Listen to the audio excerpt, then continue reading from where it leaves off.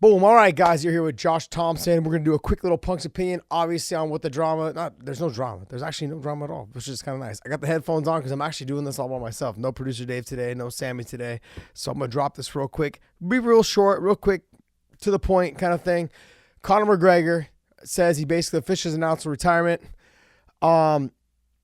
Good, man. I mean, hey, you had a great career. I mean, you had a wonderful career. He has the fuck you money like everyone was talking about. There's no reason for him to really fight. There's no reason for you to take damage. And I'll give you guys a little for instance. I talk to these young up-and-coming guys that come into AK all the time, and they only come on sparring day. They don't want to come on wrestling day. They don't want to come on grappling day. And then even after they're done sparring, like on sparring days, we'll do like another 3 to 5 rounds of grappling. And they don't want to grapple. They just sit against the wall and watch, or they'll do 1 or 2 rounds out of the 5, and they'll bounce out, whatever, they'll leave early. Though I've had these conversations with young and up-and-coming talents and just saying hey, if you're only going to do this to come in on sparring days, get punched in the head and not make any money, what are you doing? And the thing is, he's already got that fuck you money. His whiskey apparently is doing well from reports of what Dana White has said. Other people have said, other people that I've talked to said that his whiskey's killing it.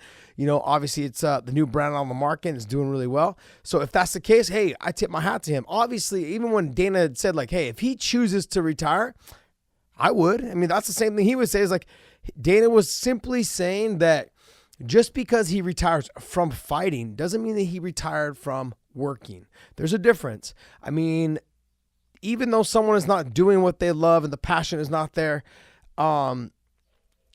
maybe the passion is somewhere else. I can speak from experience that the drive and the passion, when I walk past the cage now, I'm listening to these guys, because I work for Bellator. I'm sure a lot of you guys know that, is I do analyst work for them, and I call some of the fights. I'll be down at Pachenga this weekend calling those fights down there.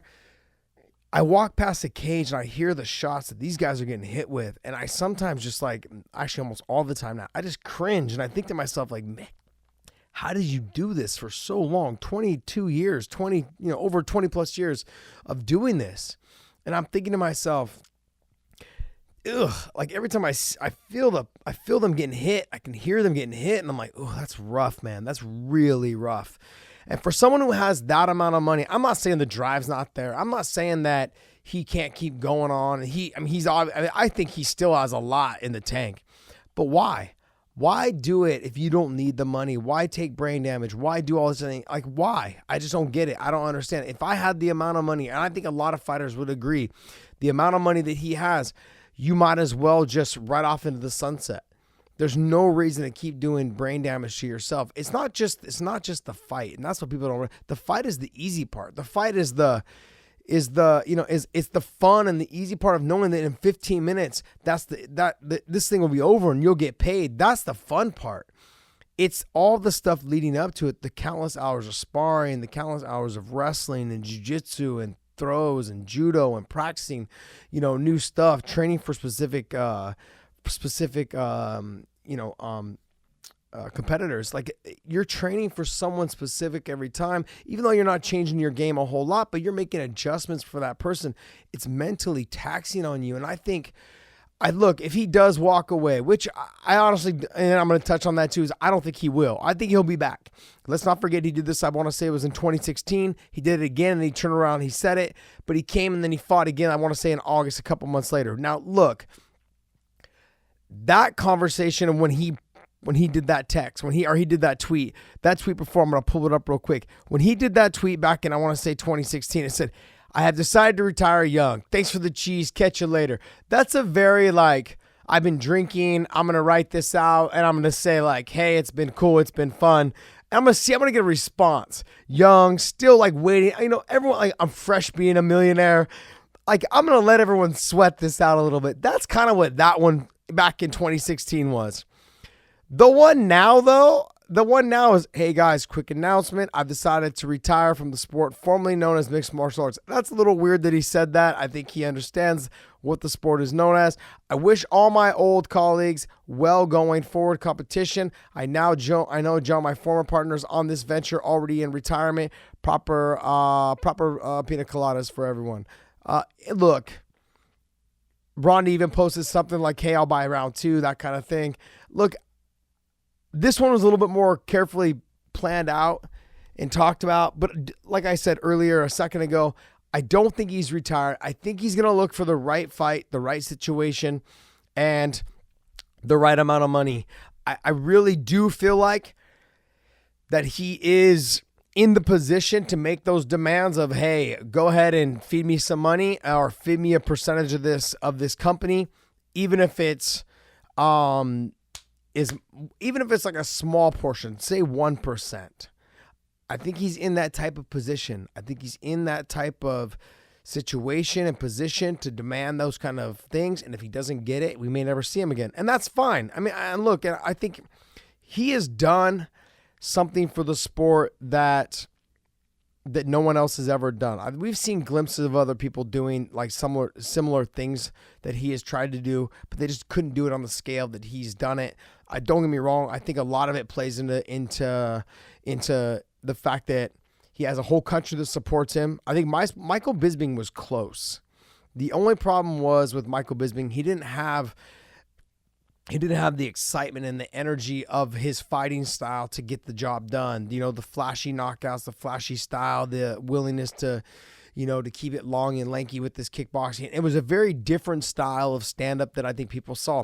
With Michael Bisping, he's the gritty, like grinder, try and get you in, basically like grind you out. Like just, he'll take a couple shots, nothing flashy, not a lot of flashy knockouts, not a lot of those things. Very brash in the way that they are very close, but I believe it's like more of that UK style. I think the voice also helps a lot.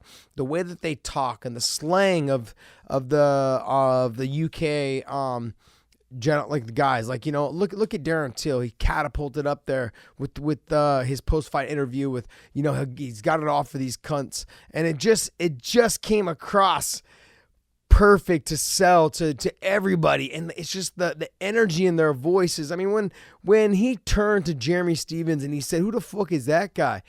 That's something that's going to be used forever.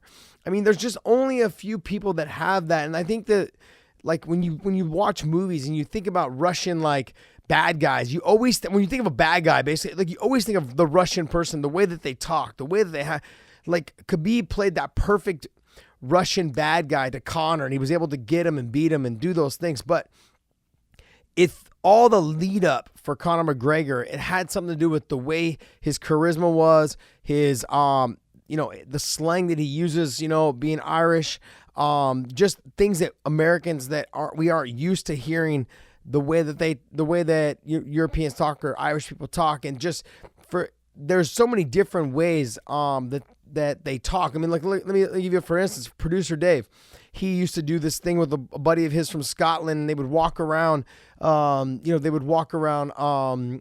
big cities, and they would interview people. It was like Scottish Words with Friends, and they would say things that people had no idea what they were talking about, and I wish Dave was here so he could give the whole walkthrough of what it really was. But they would ask him what you think this word means, and this word would mean like something completely different, of like, like it meant like dog's penis or something to them, or something along those lines. I'm just giving you a for instance, but it sounded like it was like something that you would like eat for dinner. So people would try to relate the two words with something that Americans would normally think it was like dinner or like a lunch or a snack that you would give your kids. And so it was a real little soundbite type thing, but it lets you know what the difference was between the UK slang and trash talk and words that they would understand that was funny to them that we have no idea. But then when we heard about it and we did the research on it, it became funny to us. And that helps market and sell Conor McGregor. And I think he did a wonderful job, man. I think if anything, there's a ton of fights I would have loved to have seen him fight. I would love to see the Max Holloway fight again. I would love to see him fight Dustin Poirier again. They're all at different points in their career. They've all done great things. The Nate Diaz fight obviously is another fight that rings the bell. But I mean, there's so many other fights in that mix that I would love to see. The Pettis and Conor McGregor fight would be amazing. That was a fight that should have always happened, that never happened. I just feel like there was so many missed opportunities and availabilities for us as fans, as myself, I'm included in this fan category, is those are the fights that we missed out on, and I'll give you another, for instance, when I came from the Strikeforce to the UFC, there was back in 2012, 2013, like there was all these fans that had written me, man, I can't wait to watch you fight Donald Cerrone. I can't wait to watch you fight Anthony Pettis. And those fights never came about. And those are always fights that I was like, man, those are fights that I wish I would have gotten that were never really even offered to me. Like, obviously the Pettis fight was offered to me, but then the whole thing happened with me not fighting for the title. But I'm just saying, the Cabo Cerrone fight was never offered to me. The Pettis fight was never offered to me. Like the Dos Anjos fight was never offered to me. There was talk of me getting that, but then they offered me the Pettis fight instead. But I never had a fair shake at those. And those are as a fan, and I'm sitting here now as a fan, and I'm simply saying that, man, those, I think when you look at him, the Pettis fight against him, like seeing the Max rematch, given where Max is now and how great that fight would be, and all the trash talk recently on Twitter, those are the fights that I feel like we as fans would really like to see them run back. Pettis and Jose Aldo would be a great fight, but Conor McGregor and Max again, Conor McGregor and Pettis, I honestly, truly would have loved to have seen the Tony Ferguson and Conor McGregor fight. I feel Tony sure has the wrestling to beat him and take him down, but I don't think that Tony would have done that. I think Tony would have mixed it up and done all those things, but I just don't think that Tony would have done that. I think Tony would have done what Tony does and done everything he could have done to mix up the fight and been crazy and dynamic and all those things, but I feel like why we never got to see the Pettis fight and why we never got to see the Pettis versus Conor, or the Tony Ferguson versus Conor, or that fight would have been just, those two fights specifically, even would have been just absolutely amazing. Even the Cowboy Cerrone and Conor McGregor fight, absolutely amazing. Would love to have seen those fights as well. Look, but we'll get into, we'll just talk, I think we will see him back. I'm not sure on what extent. We may see him venture off maybe into boxing again. I don't think we will see that either, though, but I'm just simply saying that is something we potentially could see. I doubt we will see that. People are talking about there's a chance of him starting his own promotion. I don't think we'll see that. I think his relationship with Dana White is too good for him to start his own promotion, and he definitely cannot fight in it. The UFC will sue him. They will sue him to the full extent. They may try to do a collaboration maybe between the two. I find it hard that they would do that, given that they might as well just pay him extra money and have him fight at their own promotion and build their own promotion. I think the fastest way to lose money is for him to start a promotion. The fight business is a hard business to get into, man. You look at all the other companies, the World Series of Fighting basically bled money until the PFL took them over with new investors and changed the name and did all these things. Rebranding an organization is the hardest thing you can do. Starting an organization is even just as hard. So doing all those things, I don't think that he would be willing to spend that amount of money. If you guys go back and you guys watch, I want to say it was the UFC, was it 200? They did the documentary on where the UFC has come from, and it was talking about how the Ultimate Fighter and the money and everything that went into it and all those things. Dude, they were about ready to wrap up shop and cut their losses until the Stephan Bonnar and Forrest Griffin fight happened and made the UFC into what it is now. I mean, they were about ready. They were like, look, at the end of this season and we're going to be done. They got lucky that was the greatest fight, I think, in UFC history that has made their organization what it is today. They got lucky on that night. That night, the stars aligned, and that fight ended up being I think to this day, the greatest fight in UFC history. And not in terms of, sure, it was a great fight when we were sitting there watching it. It was a great fight, but it's what catapulted the UFC into being what the UFC is now. And I think the UFC will forever be grateful to Forrest Griffin and Stephan Bonnar for that night. Don't get me wrong, Conor McGregor's done great things since then and helped catapult to the next level of what it is. I feel like he is the leading guy that had to help do it. But he, that never in some point has they turned to Forrest been like, okay, here you get a percentage of the company. Okay, here you get, any of these guys, Randy Couture, Chuck Liddell, any of those guys, they don't get, Matt Hughes, BJ Penn, they're not giving them percentages of the company because of what they did in such a short period of time to help grow their company. Businesses aren't run like that. You have the people that own the business and you have the people that work for the business. And I think it will always be that way. Now, Conor McGregor has the money to potentially buy into this company and be part of it and then still fight in it and then collect back some of his money that he does. That may be something he does. Become a bigger shareholder in this company or whatever it is, and then turn around and fight in it to help bring more money in and then collect the benefits of that, almost like double dipping. He could potentially do something along those lines, but I don't know. Look, there's a lot of speculations going on about like whether he'll start his own fight company, whether he's just content with continuing to build his whiskey brand and just doing what he's doing.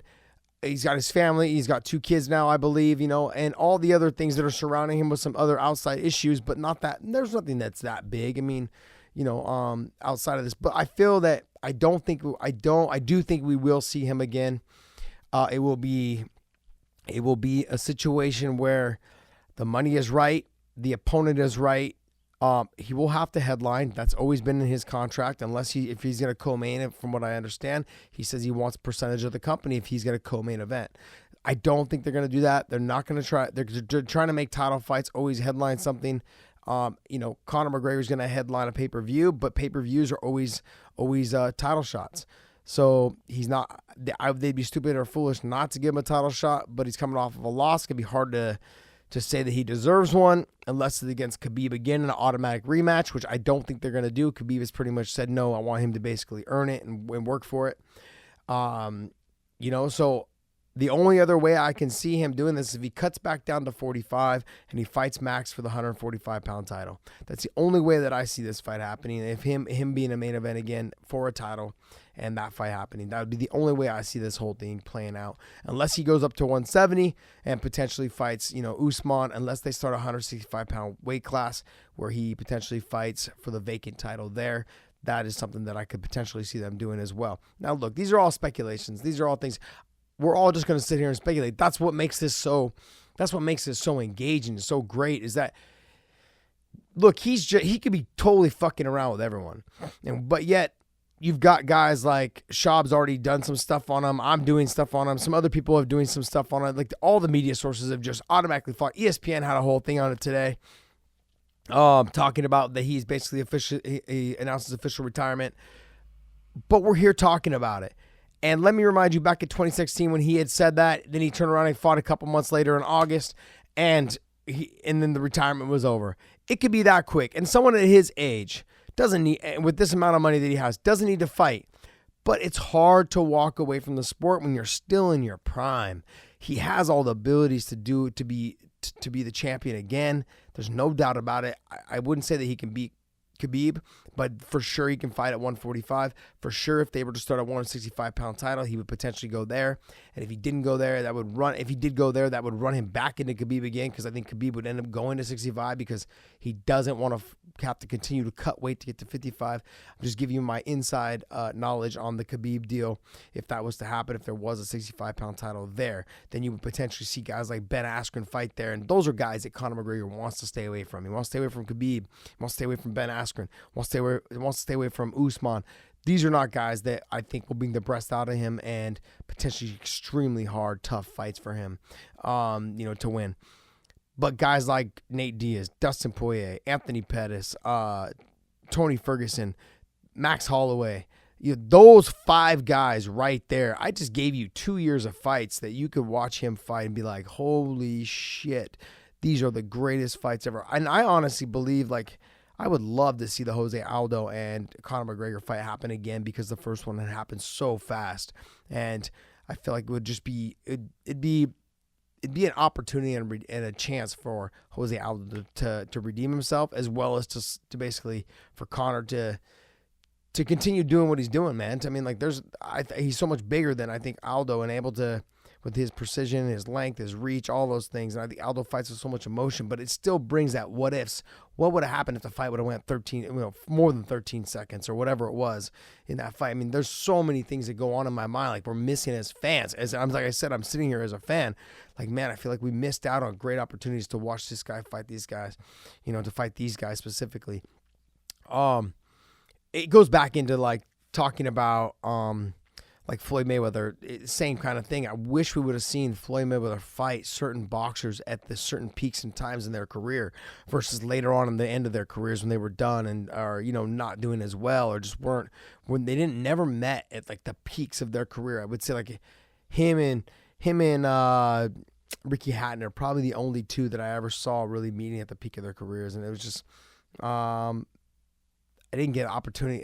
That's kind of what I'm getting at with the Conor thing is we really would love to see certain fights happen while they're still young, while they're still both of them now. All three of them, like with Max and with Dustin and with Anthony Pettis, maybe not at the peak of his career, but with a big win, having a great fight with Tony Ferguson. The two of them, I mean, like that. These are fights that I think just we would all love to see as a fan of the sport. So, look, do I think we're going to see him again? I do think we're going to see him again.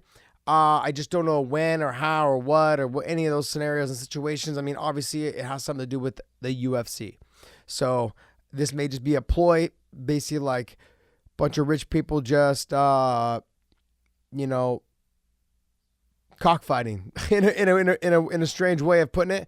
They're both trying to stand their ground.